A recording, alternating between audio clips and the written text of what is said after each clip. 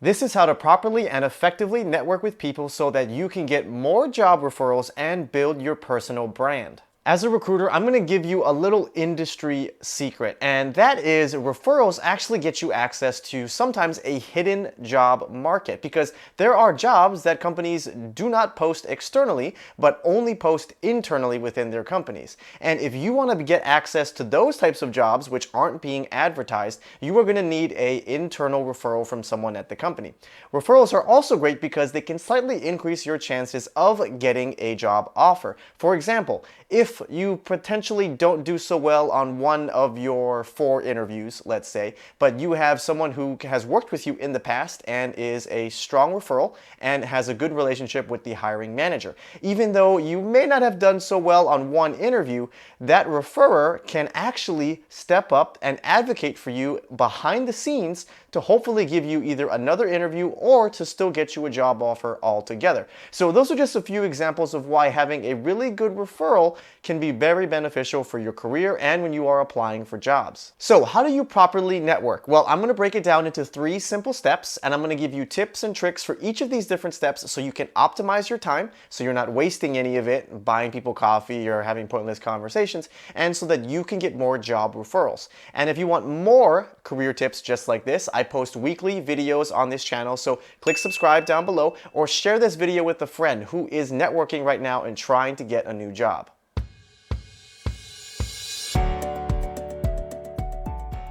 So step number 1 when it comes to networking is all about the setup. So there's some things you should keep in mind before you even jump on that networking call or meet someone face to face. And that leads me to my first tip here, which is when you're setting up your referral, is that you should actually try to meet them in person or get them on the phone.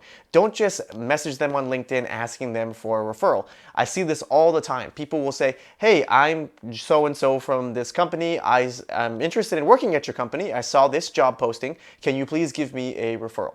Sometimes this may work, but honestly, it's not the most effective way of networking because they're building no connection with you and they can't vouch for you if something goes wrong. Also, they're not highly motivated to actually refer you.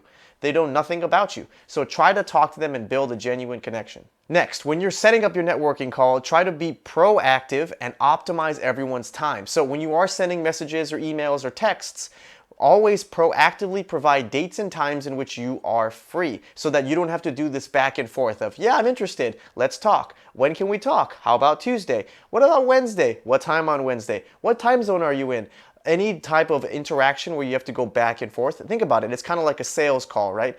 Anytime you need to set up additional logistics and have additional conversations and messages, reduces the chance of that networking conversation to actually happen. When you are setting things up, also do not ever, unless you absolutely have to, reschedule.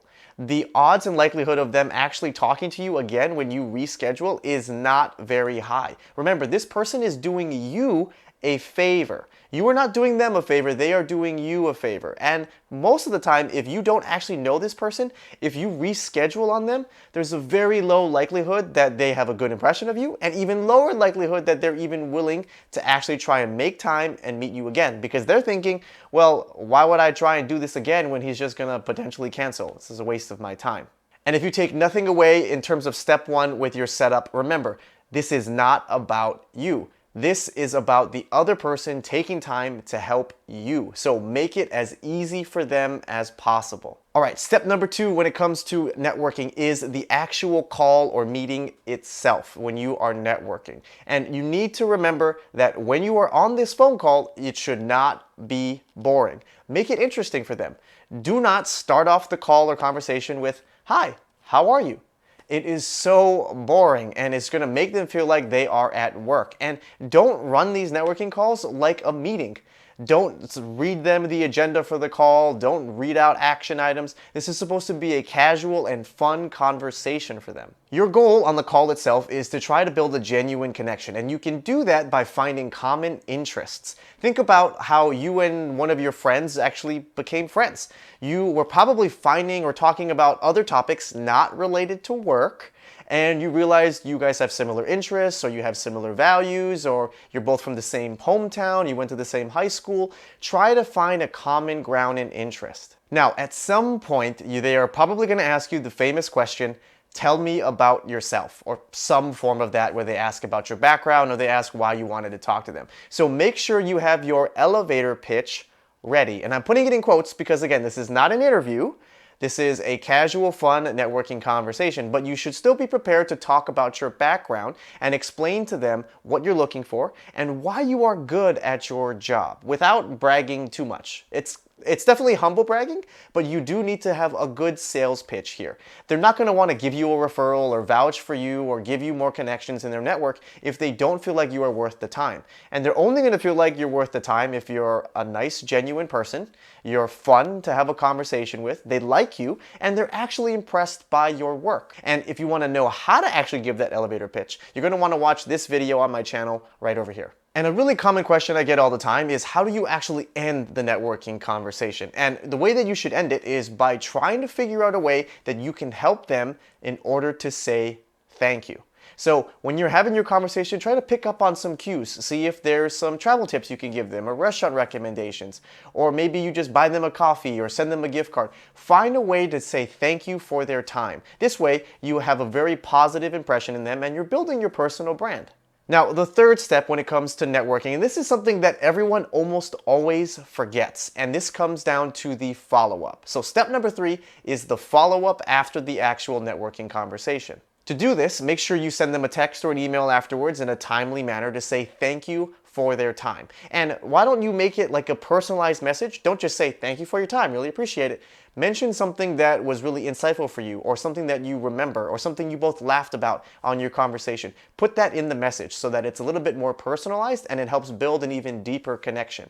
And if they gave you any type of advice, or they referred you, or they tried to connect you with someone in their network, make sure you follow up and give them updates. Almost no one gives updates. People who take the time to speak with you, if they don't know you, are going to be really interested in understanding and hearing about how your progress has gone. If they took the time to help you, they're going to want to know how did they actually help you and if they were even helpful at all. So don't be afraid to give them updates, positive or negative, in terms of what's happening with your job search. And if you know the conversation went well, in your follow-up message, don't be afraid to ask them for more connections in their network.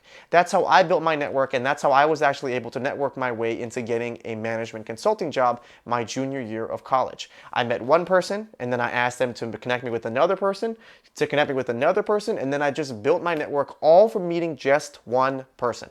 And remember, with everyone in your network, you're going to want to keep in touch with them. It's not a one and done. Don't make them feel like it's a one-night stand.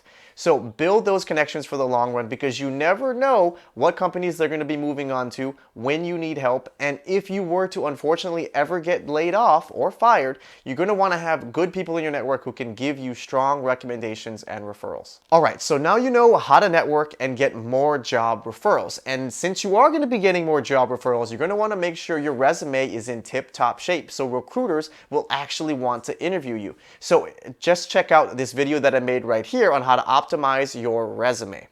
Thank you all for watching. Really appreciate your time, and don't be afraid to shake things up.